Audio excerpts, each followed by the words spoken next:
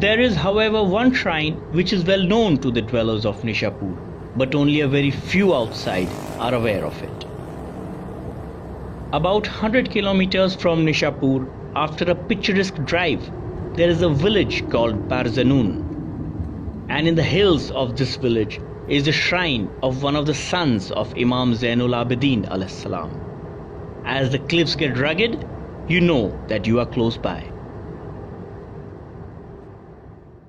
One glimpse at the parking and you realize that the place is visited by a large number of people on a daily basis. And the presence of donkeys and mules is testimony to a steep climb up ahead. It was quite an experience, I must say. For the first time in my life, I had seen beasts of burden carrying people to a pilgrimage destination, just like the good old days. You would be well advised to carry some eatables, for there are no restaurants at the top, just a couple of general stores. One of the most beautiful sights in Iran is watching children and families spend quality time at these amazing shrines. What better way to spend an outing? But the most noticeable aspect at the top was the wind. This was without doubt the windiest location that I had ever been to or filmed.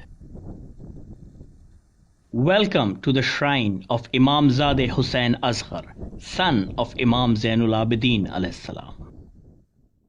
Imam Zadeh Husain Asghar was blessed with the companionship of three Imams. He was the son of Imam Zainul Abideen alayhi, the brother of Imam Muhammad Baqir alayhi, and the uncle as well as father-in-law of Imam Jafar as-Sadiq alayhi. As a matter of fact, as a child, Imam Jafar as-Sadiq has played in the loving arms of his uncle. It is no wonder then that the sixth Imam remembered him as fondly as he remembered Hazrat Abul Fazl Abbas alayhi salam. Like all members of the Ahlul Bayt, Imam Zadeh Husain Asghar was a highly knowledgeable man. He has narrated thousands of traditions from his brother Imam Muhammad Baqir alayhi, having spent many years in his company. However, his most significant contribution to Islamic literature is his role in compiling the beautiful Sahifa Sajjadiya along with his elder brother, the famous Zayd-e-Shahid.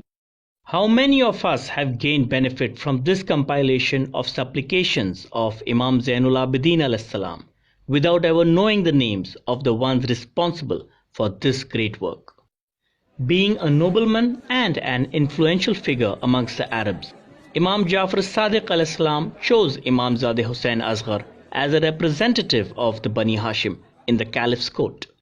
Hakim Nishapuri writes that he was a replica of his father in looks and worship, and that is why he was known as Sani Zainul Abideen. In his life, he witnessed the fall of the Umayyad dynasty and the beginning of the Abbasid dynasty, both extremely hostile towards the Ahlul Bayt. The Abbasid Caliph Mansur summoned him several times to court with the intention to imprison or kill him, but each time he let him go. When asked why, he replied that whenever he saw the face of Imam Zadeh Husain Asghar, he saw the awe of Imam Zainul Abideen alayhi salam.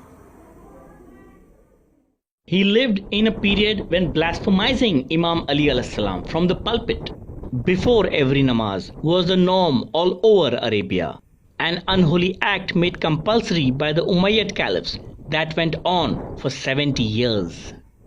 He was present in the mosque one day when the governor of Médina began blasphemizing Imam Ali alayhi salam. Unable to stand this gross disrespect, he got hold of the governor and slammed him face first into the ground, causing him, of course, to deservedly die. Imam Zadeh Husain Asghar migrated to Iran late in his life on the advice of Imam Jafar as-Sadiq alayhi salam. Of the 5 major migrations of the Sadat, he came to Iran during the period of the 3rd major migration. He was held in very high esteem by the holy Imams, and this fact is apparent in the letter that Imam Jafar as-Sadiq alayhi wrote to the ruler of Nishapur and told him to help his uncle in whatever way he could, for helping him is equal to helping the Imam. He died a sad and lonely death He was poisoned by the spies of the caliphate and his body was thrown down the mountain. He was buried by some villagers who discovered his body 4 or 5 days later.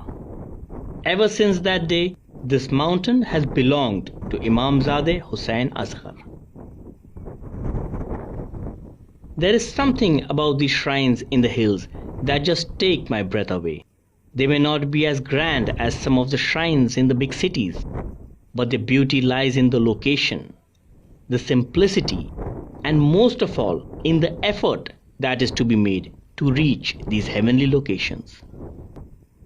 My message to the viewers is this: share his story with your family and friends, and if you can make it, then make it to the holy shrine of Imam Zadeh Husain Asghar. It is far, yes.